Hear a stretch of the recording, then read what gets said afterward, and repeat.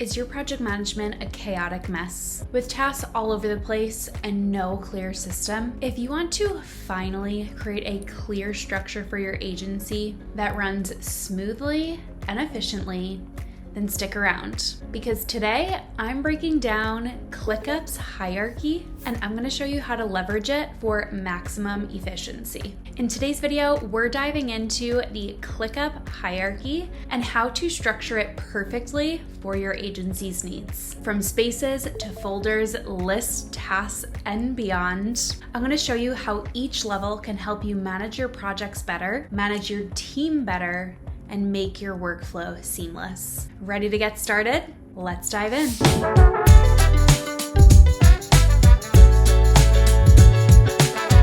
Let's dive in to ClickUp Hierarchy 101. So I'm going to start with the ClickUp hierarchy very basics, explaining what each thing is. So if you are already a seasoned ClickUp user, then you can just skip to the part where I start talking about how to actually set this up in an optimal way for your agency. So if you are brand new to ClickUp, welcome. Here is your ClickUp workspace. So your ClickUp workspace is your entire account and login. And now the next level is what we call spaces, which are here on the left side. As you can see, we have very specific spaces, and this is something that we have worked to really nail down what is the best hierarchy for agencies and most businesses out there. And so what we have nailed down is that operations, business development, marketing and PR, clients, programs and courses, resources, and trainings. I'm going to go through each one of these granularly so you can see what's inside and some examples of the things that you can store in here. So that's the space, right? It's basically holding all of that departmental items. When you drill into the space, you then have folders, you have folderless lists. You could also have other things besides lists in the side nav, like forms, whiteboards, and docs as well. So inside the folder, again, you can have lists, docs, whiteboards, and forms. Essentially, the folders are just another layer of organization. So giving you this concrete example, you could see in operations, we have a folder called Team Management. And in Team Management, we have various lists and documents for company calendar and out of office, team meeting management, team database, managing support tickets, bug trackers, etc. Then you'll see we manage our hiring and onboarding process in operations. We have a folder for hiring, and then every active role we're hiring for would be its own list, etc., etc. So now, if you are new to my channel and you have not heard this before, I always say there are three main ways that you can use ClickUp. You can use it for basic task management, to do in progress complete. You can use it for more robust project management, whether that's project management for a concrete start to end project or for ongoing workflows in your business like marketing. And then the last way is for data reporting. So not only having things like team databases, but then also things like sales tracking, student databases, client databases, the list goes on. So this brings me to my next point, which is inside the lists, you're either going to have tasks, right? Like in operations, you could see, okay, what does the team have to do? We need to schedule weekly team meetings, process refunds and exchanges, respond to customer inquiries, etc., right? This is something that is either done or not done or in progress. The other item that you will have in lists is data points or different task types. So when we come into team management, when you see these icons on the left, that means this is a custom task type. So if I go to the bug tracker, for example, you're going to see that all of the tasks in here, tasks, are bugs. So instead of saying add task, it's add bug.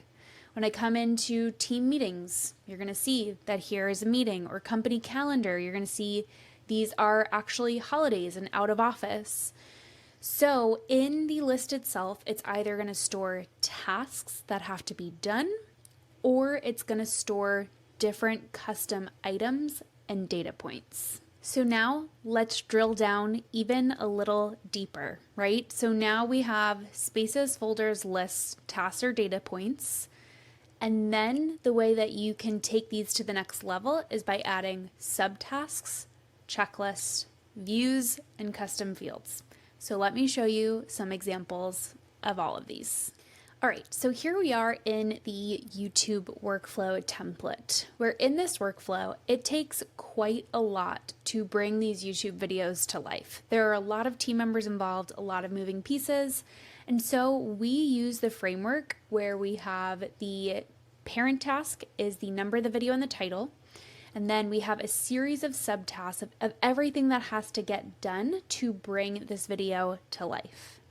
So you'll see that the parent task is that main project. The subtasks are every single thing that each person is working on with dependencies, with templated due dates, and a standard flow of how long it takes to bring this to life.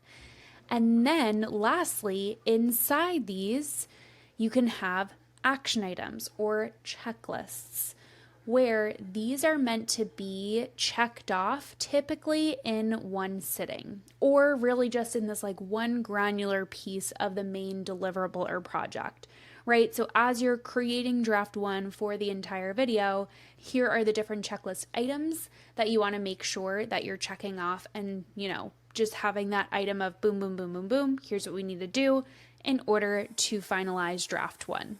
Now let's go to another example where I want to show you some different views as well. So here in the Instagram list, you'll be able to see that we actually don't do the process where we have a series of subtasks, because creating a YouTube video is much more intensive than creating one Instagram post or carousel. So the workflows are going to be different and unique in the way that they need to be. But what I wanted to show you here is how we utilize different views and custom fields.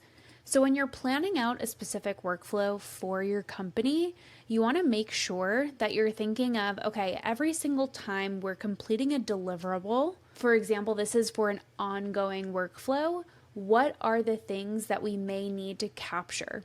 In Instagram, for an example, we always want to know, obviously who's assigned to the deliverable and what's the due date for that next step, right? So I need to create this reel by today.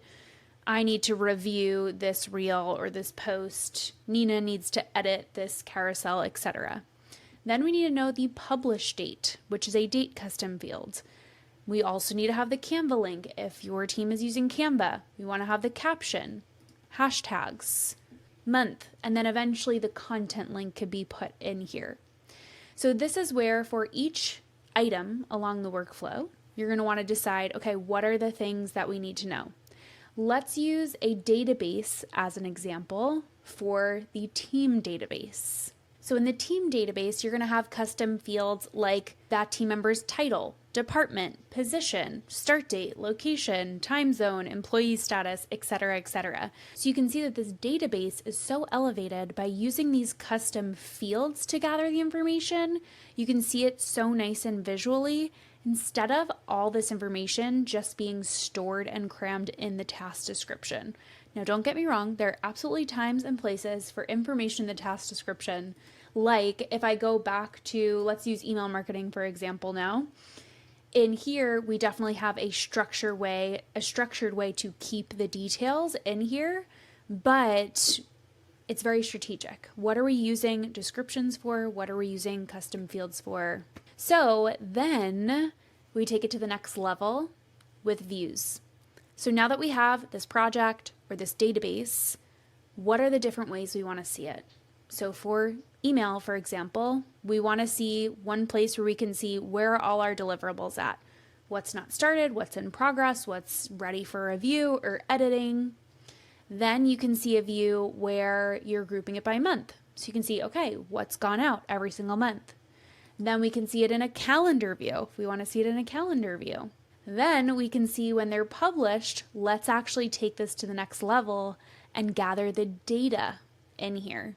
And lastly, let's make it even more visual and bring it into a dashboard. So I hope this isn't too overwhelming. I hope this is bringing clarity for you so you can see what is possible with ClickUp. And you can see the different ways that we use it at our company. But remember, this is something to take step by step, day by day. If you are just diving into really utilizing ClickUp to its fullest, you're going to want to work on one item at a time, one workflow at a time, and really work on taking it to the next level. If you have a team, you can give them ownership of these things. Send them these tutorials, purchase a template for them to start off with. This has taken us years of work and working with hundreds of clients to be able to develop these workflows. And that's why I love to share all this valuable content with you guys so you can learn from our experiences. And also don't forget, if this is something that you're like, this is amazing, but do not have the time or energy, we can absolutely take this off your plate and just do it for you. So feel free to contact us. Check out the description. We'll always have a link on how you can book a call with us. Okay, so that is the main hierarchy of going through spaces, folders, lists, tasks, views, subtasks, checklists, all of the things. Now I want to take a little bit of time to go into each space and show you some key workflow examples on what these things should look like in your agency. So when we come into operations, like I mentioned, this is going to be things like team management, hiring and onboarding, storing team task lists, an ideas hub, project management, operations, updates and maintenance. So going through a couple examples of these, here you can see this is where you're going to store things like your company calendar. So not only storing the upcoming holidays, but also this is where you can actually have your employees or contractors submit time off requests and go through the approval process as well. This is actually a free template we provide. I will link it in the description below. But as you can see, this is where we have more of like an active database style of the approval process is happening in real time and you're being assigned these things. But then it's a database so you can see all of the upcoming time and the time that's been taken. Then you're going to have things like IT support tickets when your team needs to request hardware or software things from you. And you can even have them submit their timesheets for pay and things like a contractor payout form, or submit their expenses if they are a full-time or part-time employee. Then you can store things like your hiring workflow, where you can see this process is so streamlined and organized. And when I click into here, you can see this is where the applicant actually submits their application. And now I have everything stored in one neat and tidy place. And then you're going to have places like storing general operational tasks across different departments, and then storing a place for updates and maintenance throughout the company. So that is the operations space. Then we move to business development. This space is where you're going to store things like goals, KPIs, sales, your leads pipeline. So here you're going to see this is where you'll track all of your goals year over year. You'll be able to say, okay, what are the goals, KPIs, are things being met? And again, you'll be able to use this as an active list where you're working on this project, but then you'll have all these things to go back to. Same thing with sales tracking. This is where you will have this year over year.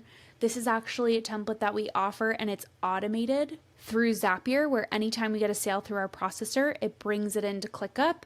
So we can build this sales dashboard that gives us a really amazing visual into all of our numbers with the click of a button. So goals, sales, growth, business development, those are the things in there. Then clients. Obviously, this is going to be where you're storing not only your client projects, but also your client database, testimonials, and then one-off tasks as well. Next, we move on to marketing and PR. So in marketing and PR, this is going to be where you're storing things like obviously all of your marketing platforms, like the examples that we went through. The reason we have these in different lists is because every single platform has, number one, a little bit of a different content creation process, and number two, has a different team involved in our case. So if you want to simplify this, you can absolutely just keep it all in one list. But for us, because we have a more robust content system, it does make sense for us to keep them in separate lists.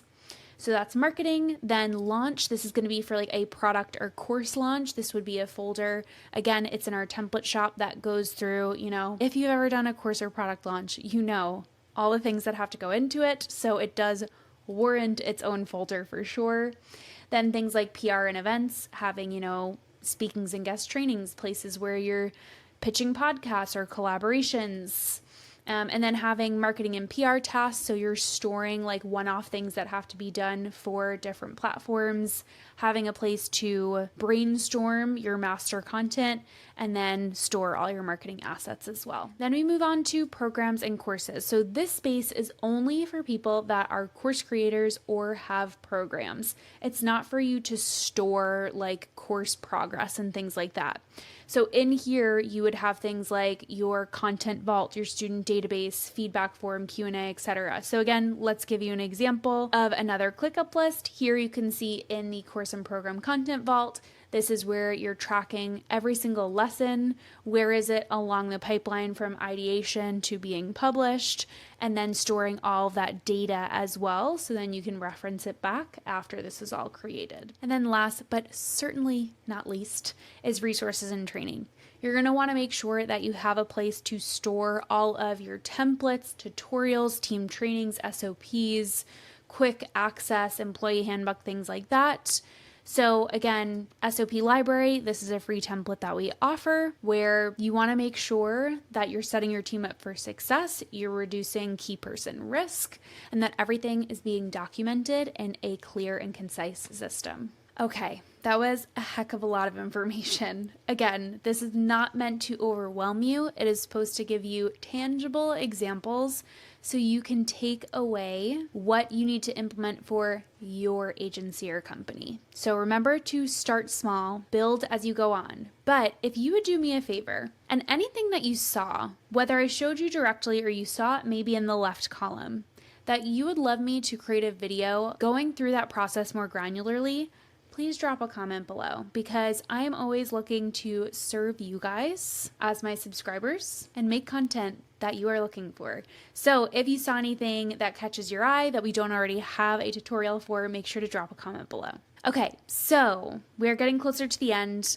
Let's talk about security and permissions. So a huge question and concern we get often from our clients is that they do not know exactly what their team has access to. They don't know whether to add someone as a guest or a member. And so I want to go through that with you right now. So let's talk about guest versus member permissions. If you have a team member that is heavily involved in most areas of your business, most likely you're going to want them as a member, right? Say they're involved in client projects and they're involved in marketing and they need access to things in operations. You're going to want to add them as a member so that they have access to everything they need as soon as you add them. Now, that doesn't mean that you can't have places that they don't have access to.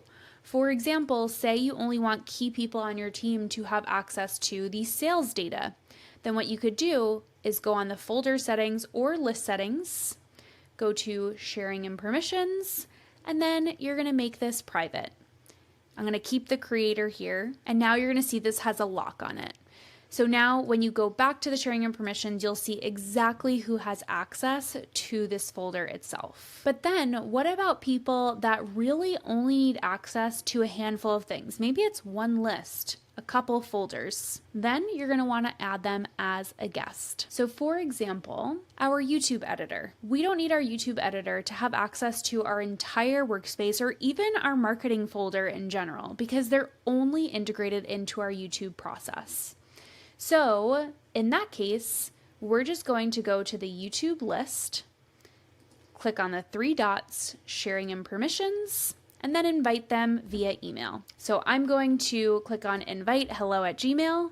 Then you would click on guest. You can even choose their permissions, and then you would send an invite to them. So now say you've gone through that process and you still are not 100% clear on what they have access to. Well, now you can always check that in the settings. So if you navigate over to your workspace, you click into Manage Users. Now you're going to see all of your members, and then you're going to see the guests. Now you can see the exact places they have access to. So for example, DL Consulting has access to Sales and Sales Tracker and the Sales Tracker folder. So you'll be able to see where, okay, then Christy De Silva has access to nothing, their view only. So that's how you can always double, triple check what each guest has access to. Then a couple more things I want to talk about are dashboards and everything views. Setting up your hierarchy properly is one thing, but then setting yourself up and your team members up for success is another. You want to make sure that after everything is beautifully built and designed in ClickUp, you now know exactly where you have to go, not only to check on what you have to do, but then get that pulse check on your agency or team. So this is where on the everything level, I love having calendar views for every single person with a filter that the assignee is that specific person. So then you can just see what just you are assigned to. And then you're able to check in on your team members as well. And not only when it comes to tasks, but then you can also add dashboards, which takes everything to the next level. And you're able to do things like see how many things are assigned to each person, how many things have been completed, what are our sales metrics, our KPIs, etc. And you could have different dashboards for different roles in the company to just filter out the information they need to see. So everything views and dashboards are really such a key piece to the hierarchy that people don't realize because they're stuck on how do I set up this one particular list? But after you go through and do that, that's when you're then going to say, okay, what is the information I need to see and how do I want to see it? So now let's go ahead and wrap up and talk about some common pitfalls and how to avoid them. So typically when someone hires us to help them with their ClickUp, they either have way too much going on and a lot of digital clutter or actually not enough going on. There really is this perfect balance between the two. So you want to make sure that when it comes to views, for example, you're not cluttering with every single view. I know that ClickUp is so amazing and so powerful, and it's tempting to be like, oh, let's just add every single thing that's possible. But you actually want to start simple and then move on from there. So for example, you saw the different views that we have in our social content lists, showing, the month, what's been published, dashboards, etc.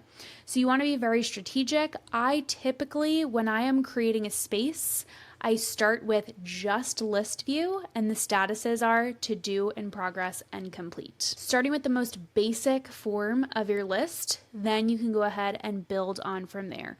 Also, do not be afraid to purchase or download a template if you just want to start from a really good place and then all you have to do is customize instead of starting from scratch. Then lastly, you want to make sure you're not overcomplicating things and having too much in your navigation. You want to make sure that your spaces are condensed between like 5 to 8 spaces, typically max. And inside those spaces, it's not full of dozens of folders and lists and tasks. For example, you may be tempted to create individual lists for operational tasks like admin, finance, legal, etc.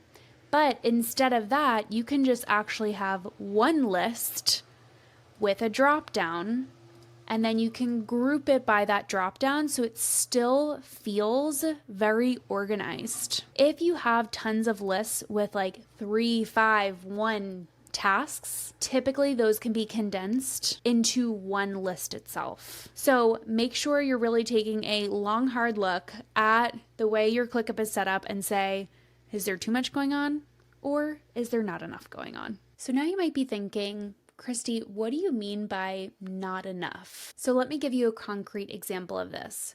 Remember how I showed you my Instagram template of how things are moving along the statuses? We have, very specific custom fields. Well, if you were just to create a list that was, for example, to do, in progress, complete, that process is going to feel very clunky. There's going to be a high chance that because you don't have a clear and efficient content creation process, your output is going to be a lot lower. You can feel the difference between these two lists of knowing exactly where deliverables are in option 1 versus knowing exactly where they are in option 2, right? Maybe you have some of these in progress, and then you have others in completed. But at the end of the day, what does in progress mean? It can mean you're working on the script. It can mean you're working on the design. It could mean that it needs to be scheduled. So that's what I mean by sometimes there definitely are workflows that are too simple, and you need to think of how can I really make this what it needs to be in terms of visibility, collaboration, communication, and making sure the project management process is top-notch. And that is all I have for you today. I hope that video was eye-opening and helpful as you dive into setting up the perfect ClickUp hierarchy for your agency. And that's it. ClickUp's hierarchy demystified and ready to be put to work. Setting up a solid hierarchy is the first step to an efficient, stress-free workflow. As you can see, there's a very strategic way to have that sweet spot of not too much or too little. If you want some more personalized support with getting your ClickUp up and running, we would love to help you and your team. Go ahead and visit DaSilvaLife.com/contact to book a call with us today. If you enjoyed this video, please make sure to give it a thumbs up and subscribe to our channel. And don't forget to turn on that bell notification so you never miss out on any agency and productivity tips and tricks. With that, thank you so much for watching, and I'll see you next time.